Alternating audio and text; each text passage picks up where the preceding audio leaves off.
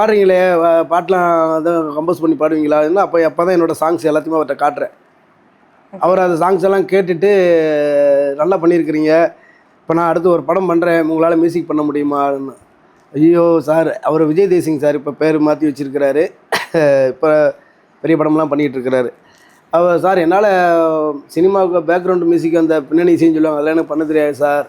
நான் தான் நாட்டுப்புற பாட்டு கம்போஸ் பண்ணுவேன், மற்றபடி எனக்கு என்னென்னு தெரியல, எல்லாம் உங்களால் முடியும், நீங்கள் பண்ணுங்கள் அந்தோனி அப்படின்னு சொன்னார். அவர் உருவாக்கி விட்டதான் இன்றைக்கி நான் சினிமா இசையமைப்பாளர்.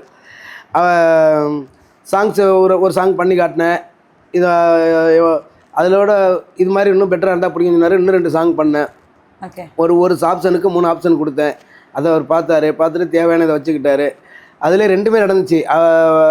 லிரிக்குக்கும் அப்போ தான் முதல்ல டியூன் போகிறது அப்படின்னு தெரிஞ்சுக்கிட்டேன். ஆமாம், இப்போ லிரிக்குக்கு எப்படி இன்னொருத்தவங்க எழுதி எப்படி நம்ம டியூன் போகிறது, நான் அது வரைக்கும் நான் என்னோட இதுக்கு தான் நான் பண்ணிகிட்டு இருந்தேன்.